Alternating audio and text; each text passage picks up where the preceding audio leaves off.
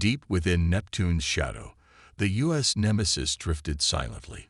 Its hull, coated in light-absorbing metamaterials, made it virtually invisible against the backdrop of space. Captain Sarah Chen stood at the bridge's observation window, watching the distant stars with steady eyes. 20 years of preparation had led to this moment. Contact. Lieutenant James Rodriguez reported from his sensor station, his voice cutting through the bridge's silence. Multiple signatures emerging from FTL at the edge of the solar system. Sarah turned from the window, her movements deliberate and calm. The bridge crew maintained their discipline, though the tension in the air was palpable. Humanity had known this day would come. They'd found too many dead civilizations, too many ruins with the same story written in their ashes. The Krix Empire destroys all they deem inferior. How many? Sarah asked, settling into her command chair. 47 capital ships, Captain. Matching known Krix configurations. Energy signatures suggest heavy weaponry. Rodriguez's fingers danced across his holographic display. They're moving into standard conquest formation. Dr. Elena Santos, the ship's chief engineer, spoke up from her station. Quantum core is stable, Captain. All systems nominal. The stealth systems are performing exactly as designed. The Nemesis represented humanity's greatest technological achievement. A warship built in secret, incorporating revolutionary advances in quantum physics and engineering. While Earth openly developed routine space capabilities, the best minds of a generation had worked in the shadows to create something unprecedented. They're broadcasting, Communications Officer Kai Zhang announced. System-wide transmission. Sarah nodded. Let's hear their demands. A harsh, metallic voice filled the bridge. Primitive species of Sol system. I am Supreme Commander Vexthor of the Krix Empire. Your civilization has been deemed insufficiently advanced for continued independent existence. Surrender your world for integration into the Empire, or face immediate extinction. You have one planetary rotation to comply. The bridge crew remained silent, watching their captain. Sarah allowed herself a small smile. Tactical. What's their fleet positioning? Lieutenant Maya Patel responded instantly.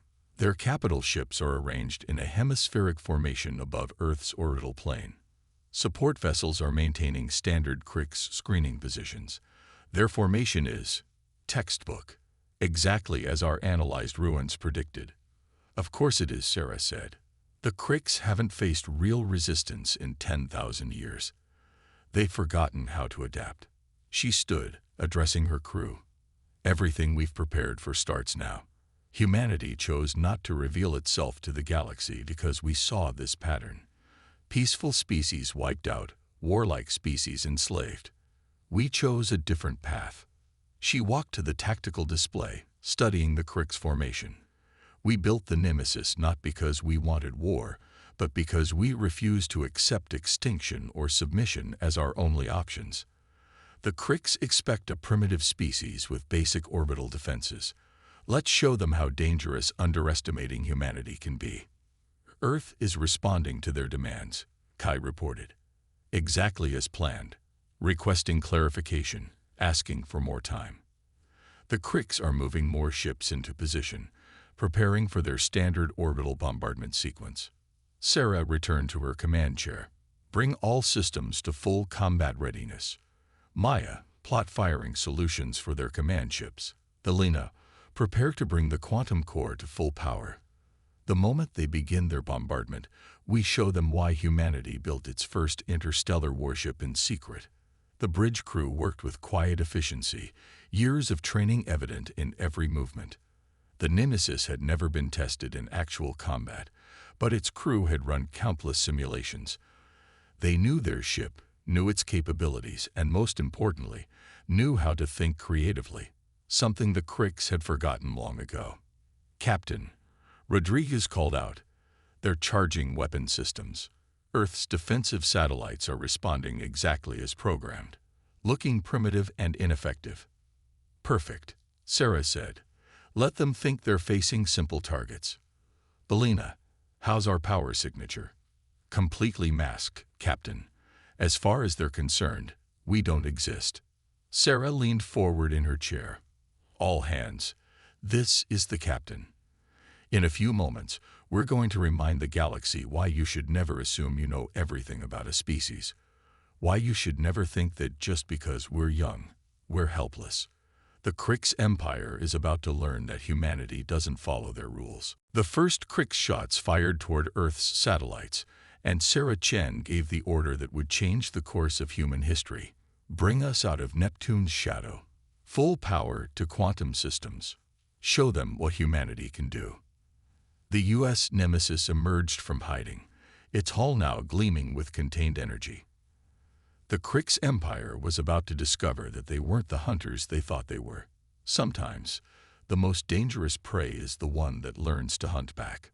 Supreme Commander Vexthor stood on the bridge of his flagship, the Eternal Dominion, watching with cold satisfaction as the first volleys struck Earth's primitive satellites. The defense grid was pathetically simple, exactly what he'd expected from such a young species. His bridge crew worked with mechanical precision, coordinating the fleet's attack pattern with the efficiency born of 10,000 years of unopposed conquest. Then every alarm on his bridge screamed at once. Impossible energy signature detected. His sensor officer shouted, mandibles clicking in agitation. Unknown vessel emerging from the outer system. The tactical display showed something that shouldn't exist. A warship of clearly human origin, but radiating power levels that surpassed even Krix technology. Before Vexthor could process this impossibility, the vessel fired. Beams of concentrated quantum energy lanced out from the U.S. Nemesis, each shot striking with surgical precision. 3 Krix destroyers vanished in explosions of blue fire, their supposedly impenetrable shields bypassed completely. All ships, evasive action. Vexthor commanded, but the Nemesis was already moving, its speed defying the physics he understood. The human vessel seemed to dance between his fleet's formations, its hull absorbing direct hits without showing damage. Aboard the Nemesis, Captain Chen watched her crew perform exactly as she trained them. Maya, target their communication nodes. Kai, start broadcasting on all frequencies. Let's add some chaos to their ordered world. The Nemesis's quantum cannons fired again, targeting the specialized communication arrays that allowed the Krix fleet to coordinate. Simultaneously, Kai flooded their frequencies with a cacophony of signals, disrupting their ability to reorganize. They're breaking formation, Rodriguez reported, excitement barely contained in his voice. Their screening ships are trying to regroup, but they can't coordinate effectively. Alina's voice came from engineering, tight with concentration. Quantum core holding stable at 95%. Their weapons can't penetrate our adaptive shielding. Every hit just gives us more data to work with. The Krix fleet's elegant formation had dissolved into chaos. Their ships, used to fighting in perfect synchronization, now fired wildly at the Nemesis, but the human vessel's quantum-powered engines allowed it to move in ways that defied conventional space combat doctrine. Message from Supreme Commander Vexthor, Kai announced, a hint of satisfaction in his tone. He's demanding to know what we are. Sarah stood from her command chair, her voice clear and strong. Put me on, ship to ship. This is Captain Sarah Chen of the U.S. Nemesis. You came to our system expecting to find primitive weapons and simple defenses. You thought humanity would be easy prey, like so many others. That was your first mistake. She paused as the Nemesis effortlessly evaded another barrage of Krix fire. Your second mistake was assuming that just because we're young, we're predictable. Humanity has spent generations preparing for this moment, studying your tactics, learning your weaknesses. We built the Nemesis in secret not because we feared you, but because we wanted you to underestimate us. The Nemesis pivoted impossibly, its quantum drives allowing maneuvers that made traditional space combat tactics obsolete. More Krix vessels fell to its precisely targeted shots, their ancient shields useless against weapons they'd never encountered. Vexthor's response came filled with rage and disbelief. This is impossible. You are nothing, a primitive species that barely reached its own moon. That's what we wanted you to think, Sarah replied calmly. While you watched our civilian space program, we built something new, something you've never seen before. Because humanity doesn't just adapt, we innovate, we create, and most importantly, we learn from history. Your empire has spent millennia crushing younger civilizations, but you never considered that one of them might be waiting for you. The Nemesis sensors detected power surges throughout the Krix fleet. They're preparing their main weapons, Rodriguez warned. All ships charging simultaneously. Sarah smiled. Exactly what we expected. Elena, initiate quantum resonance sequence. Maya, target their power distribution nodes. Let's show them why copying the same tactics for thousands of years is a bad idea. As the Krix fleet unleashed its full firepower, the Nemesis's hull began to glow with contained energy. The quantum core channeled the incoming fire, absorbing and redistributing it through the ship's systems. When the Krix weapons finally ceased, expecting to see the human vessel destroyed, the Nemesis instead pulsed with borrowed power. Return to sender, Sarah ordered quietly. The energy the Nemesis had absorbed erupted outward in a carefully controlled wave, amplified and focused by its quantum systems. The blast caught the Krix ships at their weakest moment, when their weapons were recharging. Shields failed across their fleet as their own power was turned against them. As Vexthor watched his perfectly ordered fleet fall into disarray, Sarah's voice came through one final time. Consider this a lesson, Supreme Commander. Humanity isn't interested in joining your empire. We're not interested in surrendering or being eliminated. What we are interested in is showing the galaxy that the age of the Krix Empire's unopposed conquest is over. The question is, how many more ships are you willing to lose before you accept that fact? The battle wasn't over, but its nature had fundamentally changed. The Krix Empire had come expecting to find prey, only to discover they'd stumbled into the carefully laid trap of a predator they'd never seen coming. And humanity was just getting started. Aboard the Eternal Dominion, Supreme Commander Vexthor raged at his tactical officers. The initial battle had cost him 12 ships, more losses than the Empire had suffered in the last century combined. But worse than the losses was the humiliation. A young species, barely out of their gravity well, had bloodied the nose of the galaxy's greatest empire. The reinforcement fleet has arrived. His second-in-command reported. 300 vessels, including 5 Worldbreaker-class dreadnoughts. Deploy them in the Eternal Formation, Vexthor commanded. We will crush this impudent species with overwhelming force. On the Nemesis, Captain Chen watched the massive Krix reinforcement fleet emerge from FTL. The new ships were larger, more heavily armed, their hulls decorated with the markings of elite Krix battle groups. They're not taking us lightly anymore, Maya observed from tactical. Good, Sarah replied, because now we show them what happens when humanity really starts thinking creatively. Kai, initiate Operation Mockingbird. Throughout the solar system, hidden quantum relays activated. Suddenly, the Krix fleet's sensors detected multiple Nemesis-class vessels appearing at different points in space. Each signature was identical to the original, each moving with the same impossible grace. Quantum ghost projections online, Elena reported from engineering. The relays are performing perfectly. As far as their sensors can tell, they're facing 50 ships instead of 1. Vexthor's fleet scattered its formation, trying to engage multiple threats that seemed to appear and disappear at will. The real Nemesis moved among its phantoms, striking with precision before vanishing again. Their targeting algorithms are adapting, Rodriguez warned. They're learning to distinguish real weapons fire from our projections. Sarah nodded, just as we expected. Elena, implement Phase 2. The quantum core of the Nemesis pulsed with new energy. The ghost projections suddenly became solid enough to deflect weapons fire, each one acting as a mirror for the Nemesis's actual weapons. The Krix fleet found itself under attack from multiple angles, unable to determine which threats were real and which were reflections. They're trying to establish a new command and control network, Kai reported, converting to tighter beam communications to avoid our interference. Perfect, Sarah smiled. Maya, you know what to do. Lieutenant Patel's fingers danced across her console.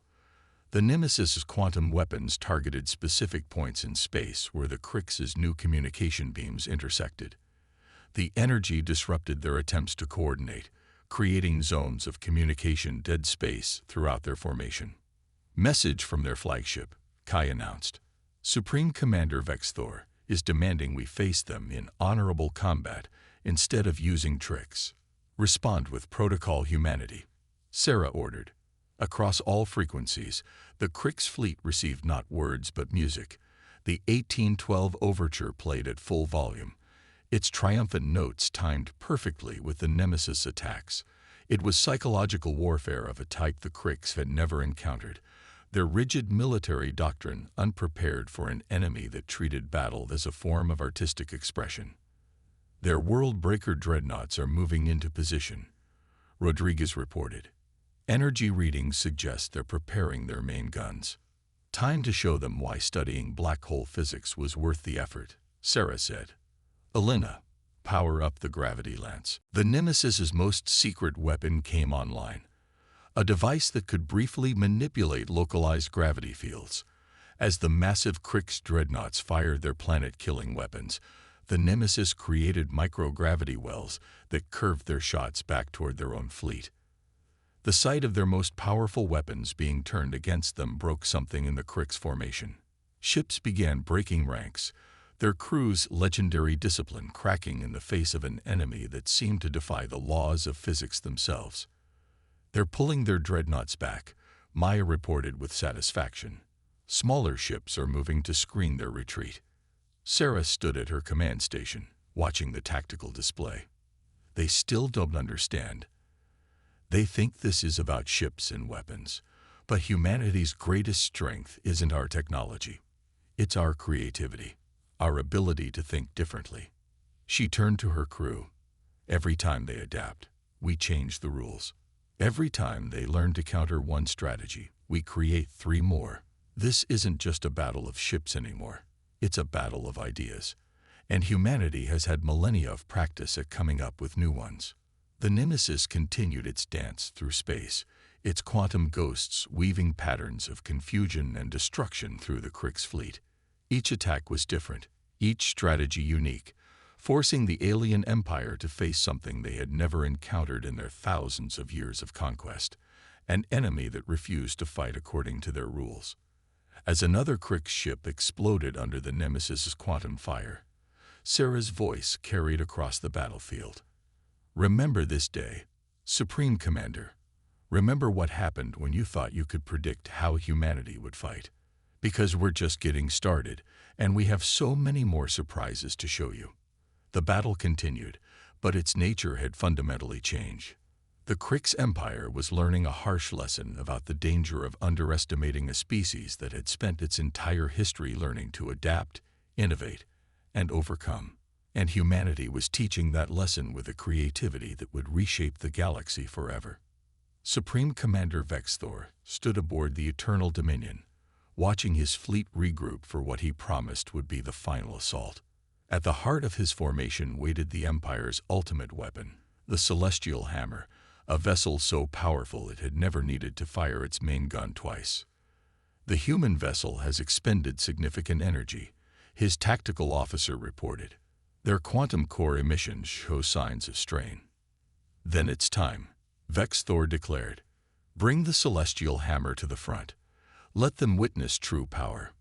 Aboard the Nemesis, the bridge crew watched as the massive vessel emerged from behind the Krix battle line. The Celestial Hammer dwarfed everything around it, its hull gleaming with energy shields that had withstood the death throes of stars. That's one big ugly ship, Rodriguez commented, his sensors struggling to process its readings. Energy output is off the charts. Their shield technology is like nothing we've seen before. Sarah Chen studied the tactical display, her expression thoughtful. Elena, what's the status of our quantum core? Functioning at 60% capacity, Captain. We've burned through more power than expected countering their fleet. Sarah nodded. Just as planned. Kai, open a channel to Earth Command. Admiral Zhang's hologram appeared on the bridge. "Captain Chen, I assume you're seeing what we're seeing." "Yes, sir. Request permission to initiate Protocol Omega." There was a pause before Zhang responded. "The calculations are untested, Captain. You understand the risks." "With respect, Admiral, everything we've done today was untested until we did it." Sarah's voice carried absolute conviction. "My crew and I know what we're asking." Zhang nodded gravely. "Permission granted. Give them hell, Captain." The Celestial Hammer's main gun began to charge, its power gathering visible even to the naked eye. The Krik's fleet spread out, giving their ultimate weapon a clear line of fire at the Nemesis. "All hands," Sarah's voice rang through the ship. "What we're about to attempt has never been done before. But that's nothing new for us, is it? Humanity has spent its entire history doing the impossible. Today, we add one more impossibility to that list." She turned to her bridge crew. "Elena, divert all power to the quantum core. Maya, plot an intercept course directly at their main gun. Kai, broadcast our music library on all frequencies. Let's give them a symphony they'll never forget." The Nemesis surged forward as Wagner's Ride of the Valkyries thundered across space. The Krik's commanders watched in disbelief as the human vessel charged straight toward their most powerful weapon. "They've gone mad," Vex Thor whispered. Then louder, "Fire the Celestial Hammer. Obliterate them." The massive weapon discharged, releasing enough energy to crack a planet. But instead of evading, the Nemesis flew directly into the beam. Its quantum core pulsed with impossible brightness as Elena's voice rang out from engineering. Quantum resonance achieving critical harmony. The Nemesis's hull began to glow with absorbed energy, its quantum systems doing something that violated every known law of physics. The ship wasn't just surviving the Celestial Hammer's attack, it was consuming it. "Now, Maya," Sarah commanded, "show them what happens when humanity decides to break reality." The Nemesis released the absorbed energy, but not as a weapon. Instead, the quantum core created a localized space-time distortion, a bubble of altered physics that encompassed both ships. Inside this bubble, the Celestial Hammer's supposedly unbreakable shields operated under new rules, rules written by human physicists who had spent decades thinking about how to accomplish the impossible. The mighty alien vessel's shields flickered and failed, their fundamental principles disrupted by laws of physics they were never designed to handle. The Nemesis's quantum weapons struck true, finding weaknesses that shouldn't have existed. Impossible. Vex Thor's scream carried across all frequencies. "Our shields are perfect. They cannot fail." "That's your problem," Sarah responded calmly as the Nemesis continued its assault. "You think in terms of what cannot be done. Humanity thinks in terms of what could be possible. Your shields are perfect according to your understanding of physics. We just changed that understanding."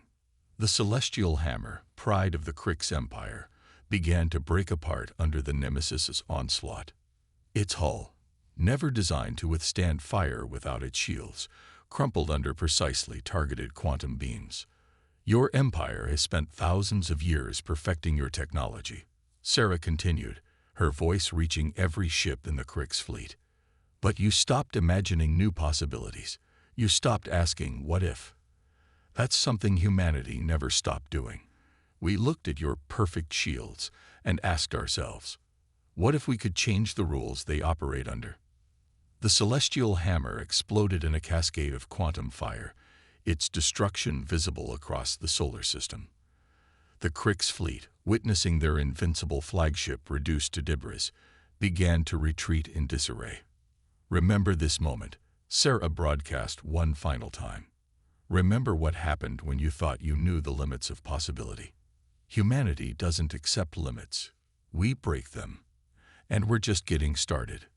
As the Krik's fleet fled in panic, the Nemesis hung in space, its quantum core pulsing with the power of possibilities yet unexplored. The battle wasn't over, but its message was clear. Humanity had announced its presence to the galaxy not with a whisper, but with the sound of shattering impossibilities. 1 month after the Battle of Seoul, Captain Sarah Chen stood in the newly constructed Galactic Assembly on Mars, facing representatives from 30 different species. The defeat of the Krix Empire had sent shockwaves through the galaxy, transforming humanity from an unknown species to a force that could no longer be ignored. The Krix Empire's reign of terror is over, the Centaurian ambassador announced, his crystalline form shimmering in the artificial light. Their fleet retreats from 100 worlds, their confidence shattered by a species they thought too young to matter. Sarah watched the assembled aliens, remembering the battle that had changed everything. The U.S. Nemesis floated in orbit above them, its quantum core still humming with possibilities. But the ship was no longer alone. Across Earth's shipyards, new vessels were under construction, each incorporating lessons learned from that first crucial battle. "We've reviewed the battle data," the Arcturian science minister spoke, her holographic form flickering with excitement. "Your quantum manipulation techniques, they should have been impossible. You've rewritten our understanding of physics. Humanity has a habit of doing that." Sarah responded with a small smile. "We've spent our history looking at things people call impossible and asking why not." The assembly chamber filled with overlapping voices as different species debated the implications. Some spoke of fear, others of opportunity. The galaxy was changing, and humanity had been the catalyst. "The Krix Empire has ruled through fear for 10,000 years, the Regelian war chief growled. "They destroyed my people's first attempt at spaceflight, forced us to rebuild in secret. How did you know they were coming? How did you prepare so perfectly?" Sarah activated a hologram showing the ruins humanity had studied, dead worlds and shattered civilizations that had told the same story. "We learned from history. Every ruins we found told us about the Krix, about their tactics, their technology, their pride. Instead of rushing to the stars, we took our time. We built in secret, we innovated, we prepared. And in doing so," the Centaurian ambassador added, "you've given hope to species who had forgotten what hope felt like." Reports streamed in from across the galaxy. The Krix Empire, its aura of invincibility shattered, faced rebellions on 100 worlds. Species they had subjugated for millennia looked at humanity's victory and found the courage to fight back. "We didn't just defeat their ships," Sarah explained to the assembly. "We defeated their idea that progress and innovation could be controlled, that younger species should know their place, that the galaxy's future was written in stone." Elena, who had joined Sarah at the assembly, pulled up new schematics. "We're already sharing our quantum drive technology with allied species. The Nemesis was just the beginning. Imagine what we can achieve together, combining human creativity with the knowledge of 1,000 worlds." The assembly erupted in excitement as Elena's designs appeared. Ships that could reshape space itself, defenses that adapted to any threat, power sources that drew energy from the quantum fabric of reality itself. "But there's something you should understand," Sarah continued, her voice cutting through the chaos. "Humanity doesn't want to replace the Krix Empire. We don't want to rule or dominate. What we want is to explore, to learn, to grow, and to ensure that no species ever again has to fear extinction just because they're young or different." The Arcturian minister's hologram pulsed with approval.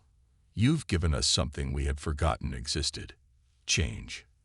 The galaxy had become static, locked in patterns thousands of years old. In one battle, you showed us that the future isn't set. Above them, the Nemesis caught the light of Earth's sun, its hull still bearing scars from the battle that had changed everything. But those scars told a story about a species that refused to accept limitations, that looked at the impossible and saw opportunity. "The Krix Empire called us primitive because we were young," Sarah concluded. "They never understood that youth means possibility. Every human child knows that the most important question isn't what is, but what could be." And now that question echoes across the galaxy. As the assembly concluded, new alliances were formed, new possibilities discussed. The galaxy was awakening from its long slumber, sparked by a species that had dared to dream differently. The U.S. nemesis had won more than a battle. It had won a future where imagination and innovation could flourish again. And somewhere in deep space, the remnants of the Krik's fleet carried a message to the far corners of the galaxy. Beware the species that looks at your perfect weapons, and perfect ships and perfect tactics, and asks, with a smile, what if we tried something new? The age of stagnation was over. The age of possibility had begun, and humanity was just getting started.